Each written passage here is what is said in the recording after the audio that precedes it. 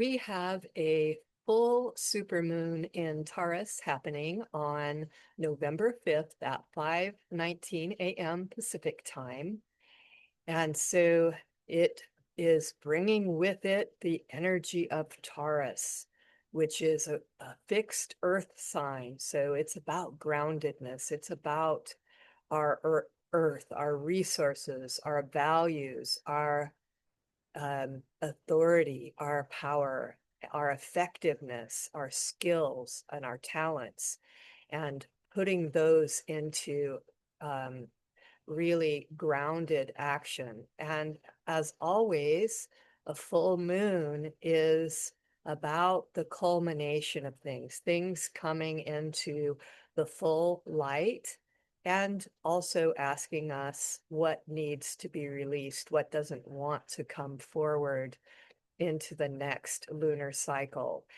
I'm Margaret Miller, coming to you from the Free to Be Free portal. I'm glad that you've joined me today. And so let's take a look at the energies of this full moon. So, as always, in a full moon, the sun is exactly opposite the moon. So, we have the sun in Scorpio and the moon in Taurus. And let's go ahead and take a look at this chart.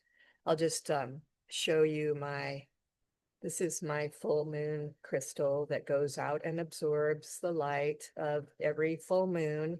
And it will be going out for this full moon. And I'm excited for the energies that are, are going to be available for all of us. So let's take a look at this chart. Okay, so here we have the full moon at 13 degrees, 23 minutes of Taurus. I always round up to the next degree because I always look at the Sabian symbols, and I like to bring several of the Sabian symbols of the chart in, and I look at the gene keys associated with it as well as just their astrological meanings. So here we have the sun then in Scorpio at 13 degrees, 23 minutes. So I rounded up to Scorpio 14. So in this full moon in Taurus, we have the Sabian symbol in astrology of 14 Taurus. And that is children splash in the receding tide as shellfish grope amongst them.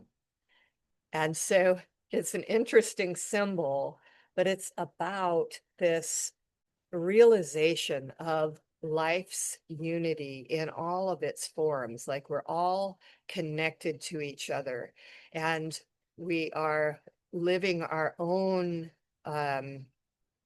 experiences from our own ways of perceiving things, but we're all in this unified field of consciousness.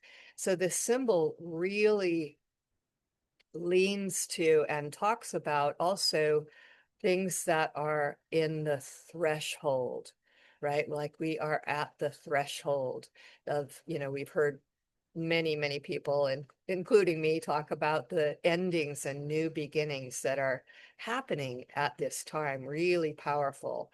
And so we're at kind of a threshold place where we're in, the receding tide is where that land is meeting the water. And so they have different qualities, and one is more known to us, the children playing on the beach or playing in the receding tide, and the other is more familiar to the shellfish. So it's really talking about really having contact with different dimensions and different realities and different levels of consciousness, and being able to tap into higher states of consciousness as well. Beautiful symbol there. The gene key associated with this full moon is gene key 2, and that is the shadow of dislocation, the gift of orientation, and the siddhi of unity. And so I love this gene key associated with this full moon. The shadow of dislocation talks about how we can feel lost or feel disconnected or not a part of life or not a part of the bigger picture, and sort of lost and not knowing what to do. And the way that we come out of that shadow and raise that frequency up to the gift level is through a change in perception, right? That allows us to reorient ourselves to the truth of the matter, which is that we are all connected, that there isn't anything separate about us, right? This is the grand illusion that we are separate from source, that we are separate from each other, and that, you know, this sort of disconnection or our feeling of being disconnected from nature, being disconnected from the earth. And so when we reorient ourselves and we become oriented to the fact that we are part of this unified field of consciousness, that we are all connected, and there is no separation, then the truth, that Siddhic frequency of unity, becomes the orienting principle, right? It allows us to feel from a different place and to ground ourselves in that knowing of our connectedness. So I see this full moon as presenting an opportunity to recognize that we are at a threshold that will allow us, that can allow us to reorient ourselves to our connectedness to each other, to the natural world, and to all that is. You know, so that's sort of, for me, the highest aspect of the energy being expressed here in this full moon in Taurus. Now, if we look then at the opposition here to the sun is, of course, shining on through the degrees of Scorpio right now, and 14 degrees of Scorpio in the Sabian symbols is workers push a telephone line across forbidding ranges. And so this energy, Scorpio, of course, is a water sign, a fixed water sign, and it is really talking about our depths and our strength of knowing and being able to see things that maybe are sort of beyond the veil, things that are maybe hidden from us in our normal awareness. So the Sabian symbol here of the men or the workers pushing a telephone line across forbidding ranges, it's making these connections or these communications to places and times and places that we may not normally have access to. So it has sort of a similar feel to it, where we are linking through these telephone lines in this analogy to separate realms, to places that have felt separate to us, and making new contacts and new communications. And I think it's really interesting that this full moon, that both the sun and the moon really are talking in a broader sense about cosmic consciousness, and really coming in to new understandings of our connectedness universally. And so as many of you know, we also have the object, interstellar object, 3I Atlas, hidden from us through the glare of the sun right now, but it's having whatever effect it is having, along with sort of a troop of comets that have joined it. So we have lots of activity, lots of cosmic activity right now. And who's to say that we might not be receiving energy or information or wisdom or communication through these interactions, just as we do through all of the sort of our normal planets and objects in our solar system. So I just thought that was quite an interesting thing to look at. So this also, the sun at 14 degrees of Scorpio is associated with the first gene key in the gene keys. So this first gene key is the shadow of entropy, the gift of freshness, and the city of beauty. And this shadow of entropy, you know, entropy is talking about the unavailability of energy to do work. Like when we're in that shadow of entropy, we might feel a state of depression or numbness or just unable to really move forward. And a lot of times, you know, when we have that kind of a feeling, we want to fix it somehow. We want to eliminate it, that feeling of numbness or that feeling of unable to move forward. But if we are able to be with it and allow it sort of to move through, what it's really doing, it's really just that fertile ground for creativity to begin to unfold. And so giving ourselves the time and the space to be still and be silent and be open and receptive, even if it's feeling uncomfortable, and allow the new, the fresh energy, the new ideas, the new awareness, the new understanding to unfold. That's that gift of freshness here in this first gene key. And then what begins to unfold from that and what is the siddhi here is beauty. That when we allow that creative force to move through us fully, then what results is this awareness of the beauty of all life.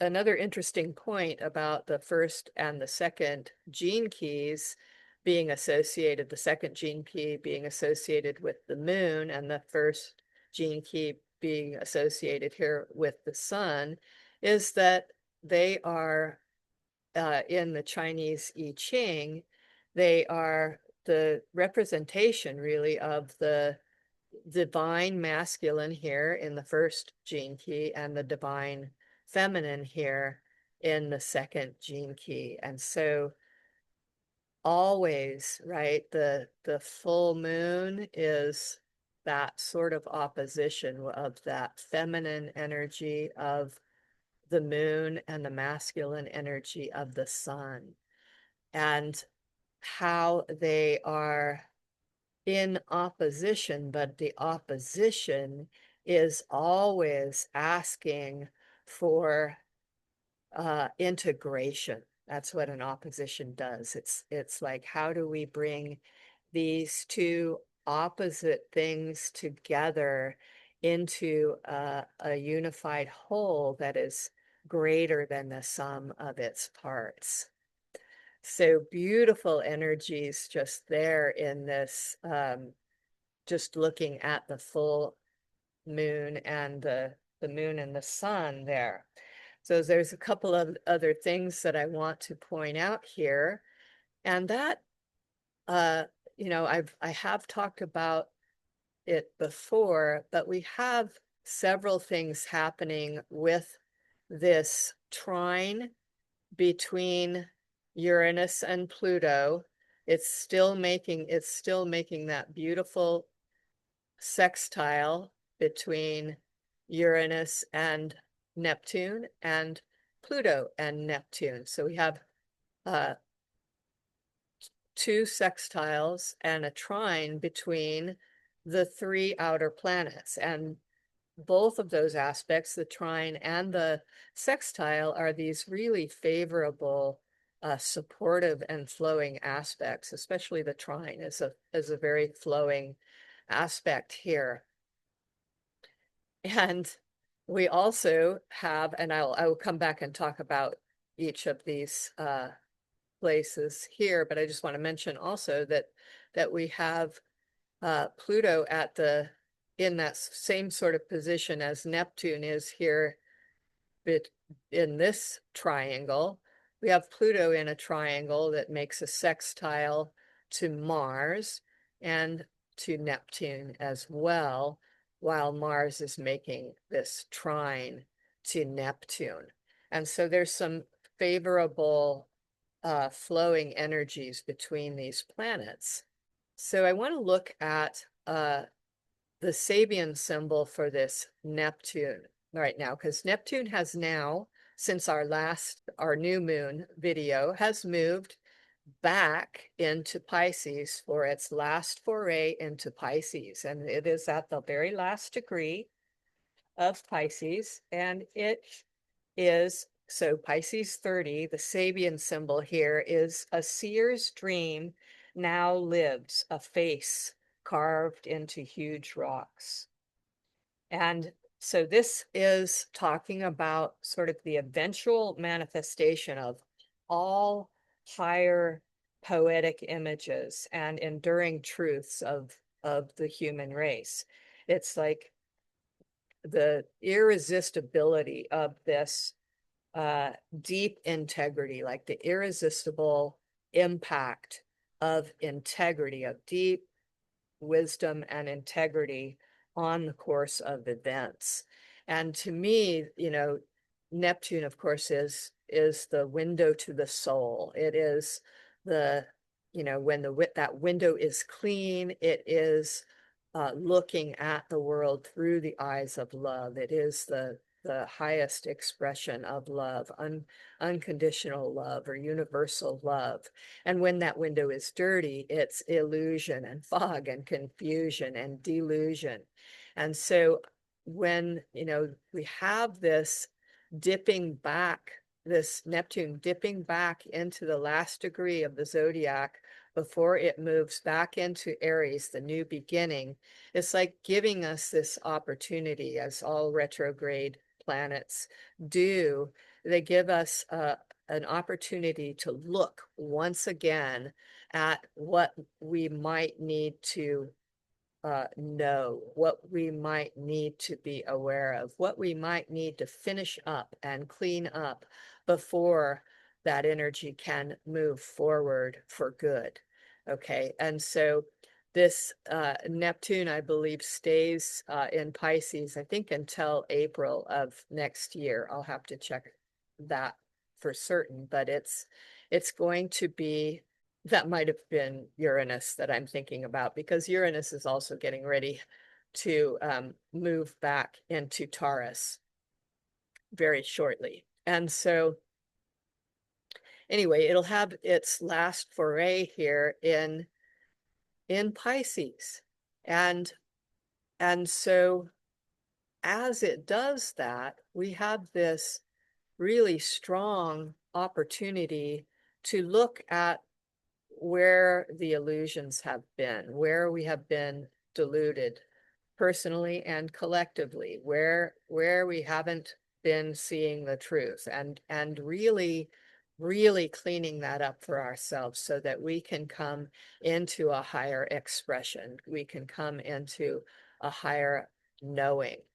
And in this sextile with Uranus, okay, so we have Uranus at the first degree of Gemini, Uranus, of course, is our authenticity. It's our rebel nature. It's sudden and unexpected changes. It is really asking. It's the electricity. It's the lightning struck tower, right? And so it is causing changes to happen.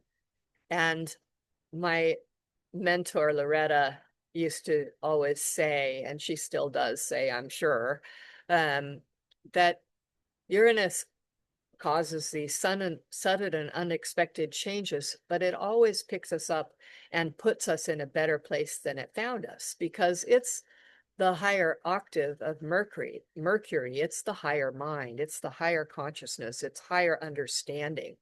And so it really wants us to see things from the most high perspective that we can manage.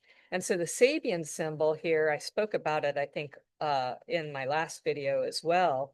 But it is in the first degree of Gemini, it is a glass bottom boat uncovering new dimensions in life. And so it's talking about this vast sea that we rarely get a glimpse of, and things that are normally unseen to us, giving us a clearer view of some of these things that usually are not accessible to us, and changing us, because this is Uranus we're talking about, changing us permanently, changing us in our consciousness permanently, like new things being exposed to us that will change us permanently. Now, Uranus will make, I think in just a few days, its dip back into Taurus. And in that Gemini, it is changing our minds. It's changing our consciousness. It's changing what we're learning about, changing how we're communicating. And in Taurus, as it retrogrades back, it can be about our financial structures. It can be about what we value, our resources, our natural resources. And it also can really be talking about earth changes and big events. And, so we've had a lot of big natural events in this past year. And, so we are likely to see more. And so that energy is quite strong, and it's in this still, and will be for quite some time still, in a trine with Pluto. And Pluto, of course, is now at the second degree of Aquarius. And the Sabian symbol for this, I also talked about the last time, but it is an unexpected thunderstorm. And so this is talking about Pluto is our planet of power and death and rebirth and transformation and transmutation. It really is the evolutionary force in, one of the most powerful evolutionary forces in the astrological chart. And at 2 degrees of Aquarius, it has to do with the transformation of our societies, and really of the potential of being controlled by technology, being controlled by outer forces, or the power transferring to the people, right? This is the higher octave of that Aquarian energy, is the power to the people, and that the individual is exalted, but only as they are in service to the whole. I thought it was an interesting, thing that the Sabian symbol here is that unexpected thunderstorm, saying that, all life is ephemeral, that there are big, powerful, and sometimes shocking or fantastic events that happen, that change things and transform us and transform everything permanently. This is also a very, very powerful energy, and it's in a supportive aspect to both the other outer planets of Uranus and Neptune. Okay, so I guess there's a lot there, right? There is a lot there. But I also want to talk about this opposition here between Uranus and Mars. Because when that happens, when Uranus is in opposition to Mars, there is this really strong energy towards liberation, towards freedom, right? Because Mars is ruled by Aries, right? And it is, like the individual expression and the freedom, and really action oriented. And Uranus, of course, is that unexpected, or shocking change, and really powerful energy towards moving towards higher consciousness. And so that is asking, this is another opposition. So it's asking for the integration of those energies. And of course, it's also in this sextile favorable aspect to Pluto, which is also talking about, these transformations and so forth. Yeah, so I wanted to bring that in and just feel into how these different aspects that aren't affecting full moon directly, right? Because the aspect here, the main aspect here is just the opposition between the sun and the moon. But we have these other powerful aspects affecting it. And still we have this grand trine, although it's slightly out of sign now because Mars has moved into Sagittarius, but this is still considered a grand water trine, which is a very, very powerful energy of our emotional nature and our intuitive nature and our ability to really begin to see things from what our deeper knowing is. I think that's a very powerful aspect of a water trine.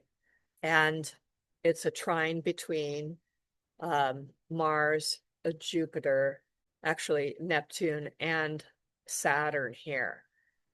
And Saturn, of course, has been retrograding back into Pisces for some time now. And Saturn is our structures and our foundations and our limitations, but it's also our mastery. So Saturn has been, it made its first foray into Aries, but it's dipped back now into Pisces, and it's like, how do we break things down? How do we have to prepare for the new by letting go of the old? And how do we let that go? Which is also a powerful aspect of looking at any full moon. And so what structures in our lives, in our societies, but also in our personal lives, can we look at and let go of? Like, this is a time where we can really begin to make those changes very powerfully. So there's a lot of different powerful aspects here, but I think I have touched on the ones that I want to look at the most. Actually, there is one more. Okay, so we have this almost a T-square between Jupiter, Venus, and Pluto here. Venus is our goddess of love. She rules love, art, beauty, social graces, finances, right? She's has her finger in lots of pies here. And with this square to Jupiter, Jupiter, our planet of expansion and growth and higher understanding and learning and abundance and protection, right? In this square, a square aspect is a friction aspect, and it has to be resolved. Like, how do we utilize our love and our energy and our resources and our social graces to expand and to contribute, because Jupiter wants to protect and contribute and, you know, expand us into higher energies.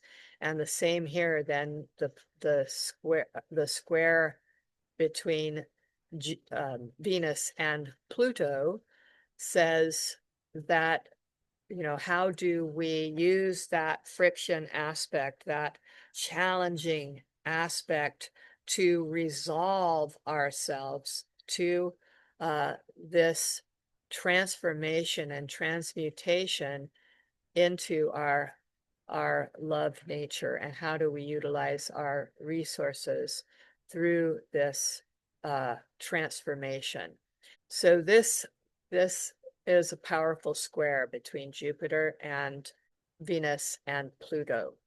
I'm going to stop the share here and sum up. So this full moon really asks us to take advantage of this awareness that we are all connected, and that we are connected to the earth, and that we are connected to each other, and that we are connected to cosmic consciousness, and that we are at this threshold where we are being given the opportunity to connect with realms beyond our own, right? Things that have been previously unknown to us.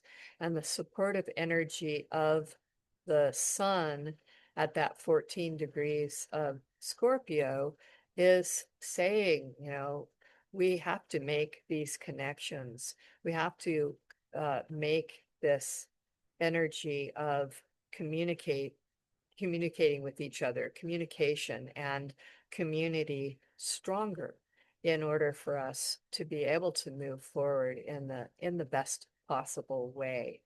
So I hope that you do something really wonderful for yourself in celebration of this full moon.